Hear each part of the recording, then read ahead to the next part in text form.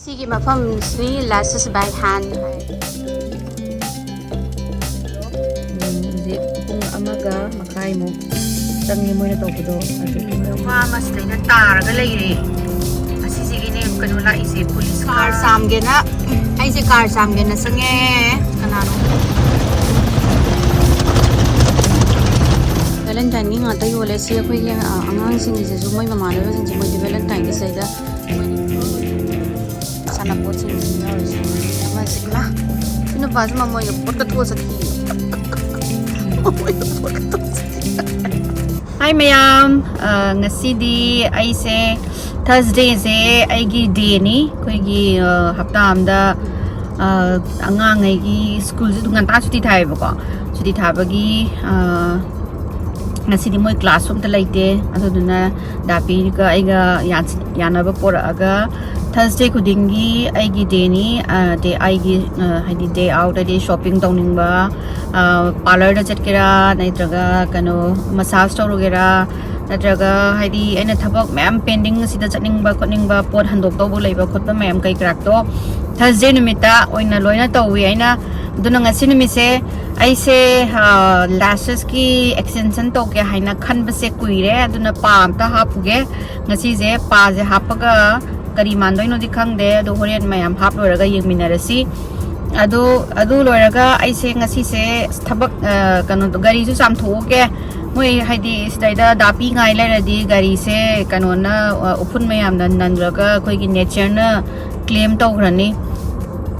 adu thuna kano tawrage samthorage adu loraga angangai gi school gi supply leibham aina dollar tree nam lei adada chatlaga dollar tree dagi supply sing am ta leirogi ge moi gi pencil box atang ka leiba ya pote ko moi angang ni na ata mangi nghalar sare thudi lerabni aduna dollar tree khoi sidaida khwai dagi hongba america gi khwai dagi hongba khoi gi pochai yombham ni thaina khoina angang ori ngai da tara piba haibra tara dukan haibra mayang naga sanapoka yomaga puba lakpa adugi tai bai tara do sidana mung dukan do store oina thamba adodi mathang mayam ai pa hap loiraga gari chamurage adu loiraga dollar tree da muk changaga kano moigi da hadi photo quality to kamai togi do ai dum ulake $1 haije 80 rupees mo oirakani ado ye ado hojik se moi tax ka hapaga maman bodi 1.5 by the almost lupa 90 rupees gumba pire hoje posai jingje ado mathang mafam ni lashes by hand hai yamna review yamna phajai moi se da ama aham bodi amu hapure do ngasi mu hapke na mu lai ni hai gi se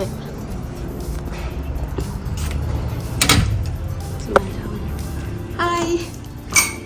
for 215 with Ivy? Okay. Yeah.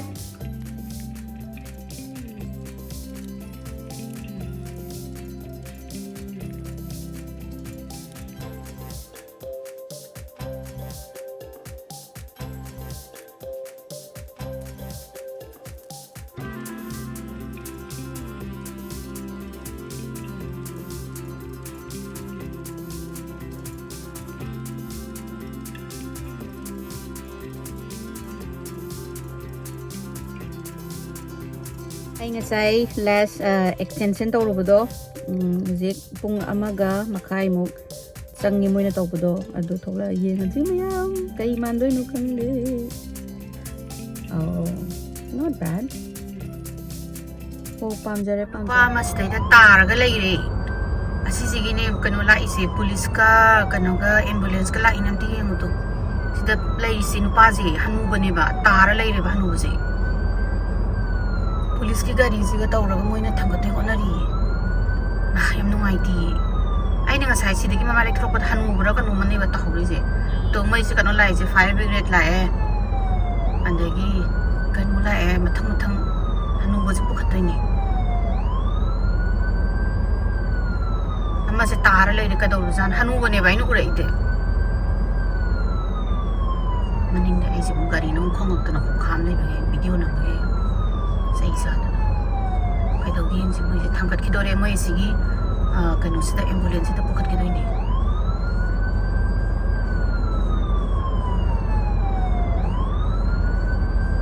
yang mahanu heuram ni chai su ko chu pai howe bai na u bodo ai di truck sara ka tari wi ni do han yang moi be ro kham di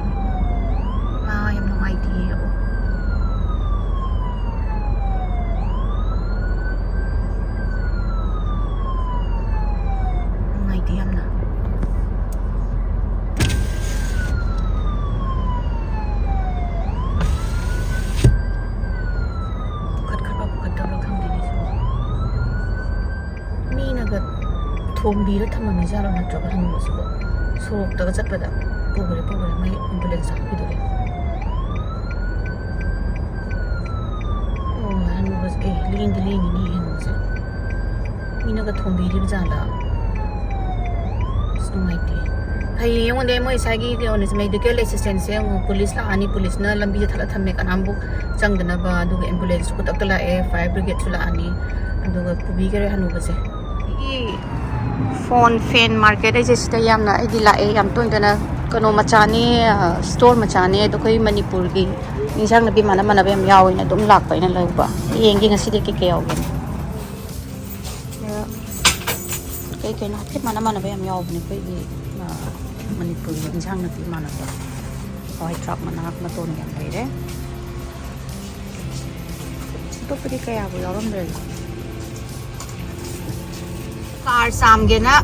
ꯑꯩꯁꯦ car ꯆꯥꯝꯒꯦꯅ ꯆꯪꯉꯦ ꯀꯅꯥꯅꯣꯝꯃ ꯂꯩꯔꯤ ꯃꯊꯛꯇ ꯁꯤꯗ ꯍꯥꯟꯅ payment ꯇꯧꯔꯒꯦ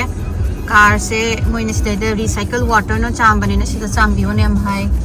ꯑꯗꯣ ꯃꯃꯜꯁꯨ ꯑꯗꯨꯝ ꯅꯍꯥꯟꯃꯨꯛꯇꯤ ꯃꯃꯜꯁꯦ ꯂꯨꯄꯥ 9 ꯄꯤꯕꯅꯦ ꯑꯩꯈꯣꯏꯒꯤ ꯀꯩꯅꯣꯁꯦ ꯂꯨꯄꯥ 9 ꯄꯤ ꯂꯩꯃꯦ ꯄꯩꯁꯥ ꯑꯝꯇ ꯄꯤꯊꯣꯛꯈꯤꯒꯦ ꯑꯗꯨꯗꯤ ꯁꯤꯗ ꯑꯦꯛꯁꯄ꯭ꯔꯦꯁ ꯑꯗꯨꯝ ꯇꯧꯔꯒꯦ ꯑꯃꯁꯦ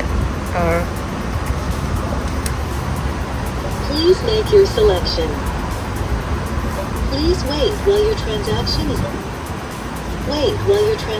is being processed. Thank you. Please pull forward slowly into the wash. Oh, green thalay hajik asa sangona.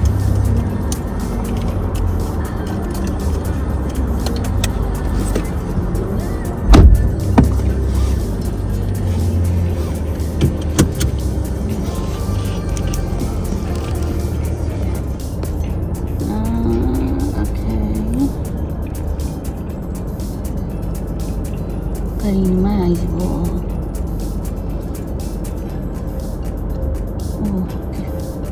Siki green sida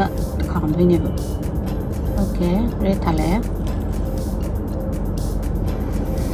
Ho hawre ho.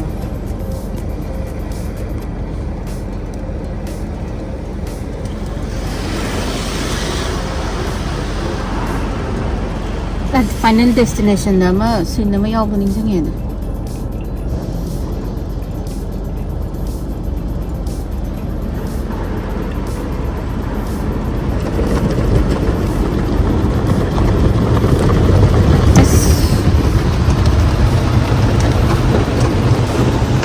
Seeing it and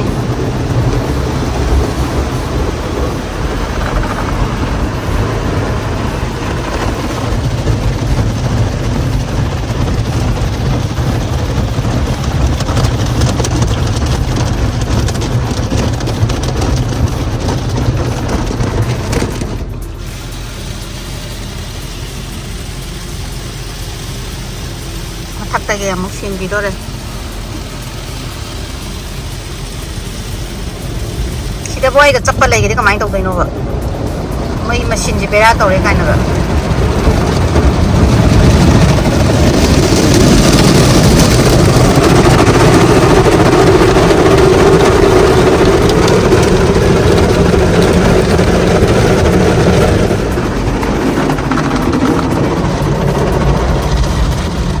machine ya dare na chap lai di kap lai tam ne isda pai kem leite ising amuk sai thare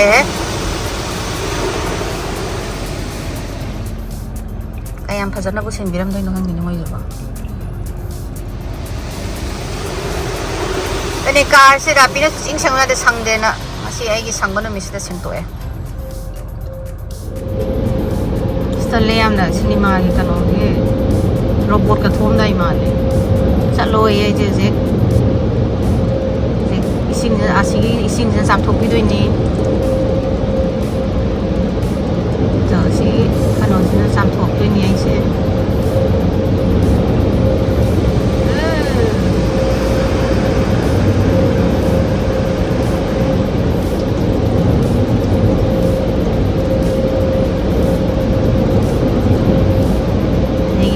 sidagi drive slowly sidagi nungsit kam dharani sidagi nungsit je kam anna si liengi si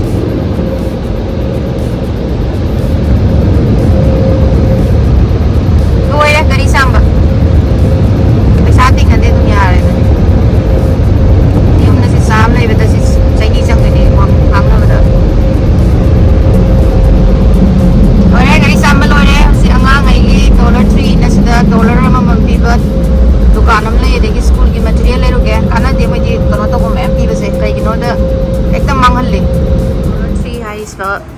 si mafamsini $3 harise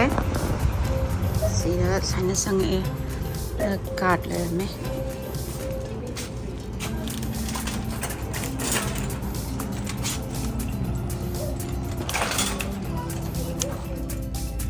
jot writing si malai birage dagi Sharpie sina ko ato mangni adum leini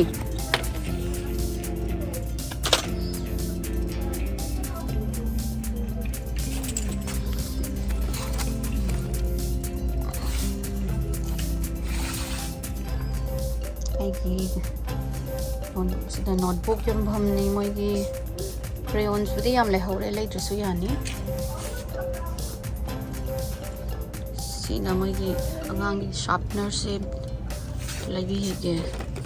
sharpener se da su thibada sharpener ga eraser ga thibada loirabane aina su isau sina langbada loirabne angang ani je ai na isau lang ane na khanbada ko chin chele moi je lam hem ba mo dum helam doi ne de te sum lang tam nei so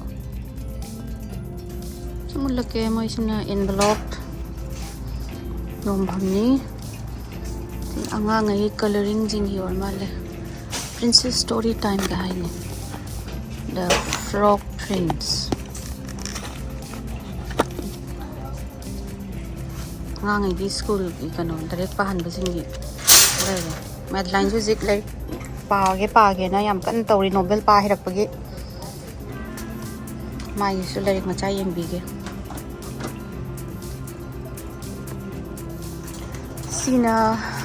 kano hatani moigi spoon servings kano sing dagi table clothes singni sina kogi birthday rong gi ma'am gi decorate tawbagi dagi di wrapping paper do ma'am ni dagi sina birthdays kira dagi lai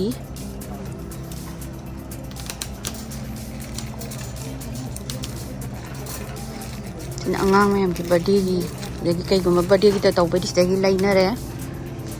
isi bag sing lai re gift bag sing lai re baby shower gi lai re oi se thong thing dro ba khang de anamana loina tawrame sa ni moi painting mayam tong na ba khot na ba mayam ni loi si ga lai ro di loi ro re imung ai hana mi na pirak pajing ni ai imong no moi mayam na painting tawbagi loi angai gi sana pot sing ni yours ama zima sino ba jama moi pot ka tho sakhi he ga no ma de ai maning de le khanga moi yam nong ni ko to moi ko pot ka tho sakhi ai maning de le khanga mo roi yai cha cha ne nga si ai thing na ni se thai thing mo ri ta ning sang no re hai angang di sharpie pencil di lari ke lai re than lage thinge damo chai sing mo na ru ni ke ni lai se anamana $1.5 ngatani lupa ama makhai ai ta re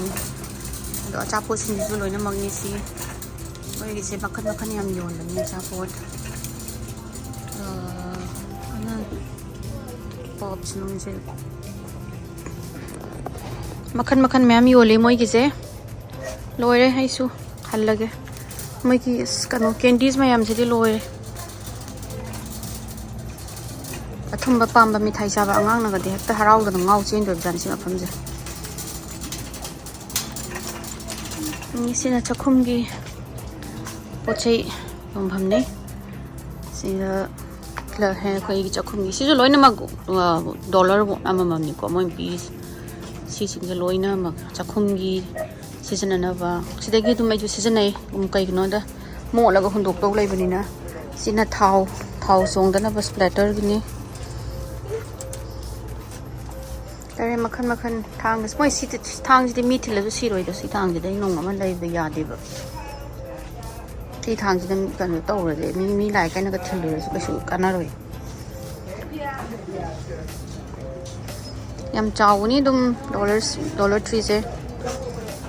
Sini mo chips ka drinks here ni.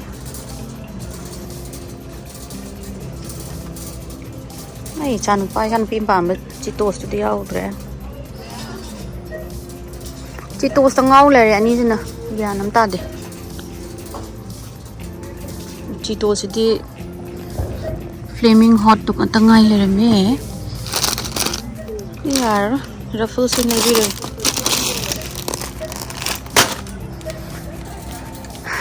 Chalage mayam ngasidi yum da chalaga thabak salurage yam chatle ngasidi mi labi da taraga lerim babo thengna bro ai maning da mamoi ba thoksalak bro nungai ri jani ngasigi numitse sina makeup ki section ni sida amamuk su kano tawba yawbani amamuk brand khoi gi LA color gumba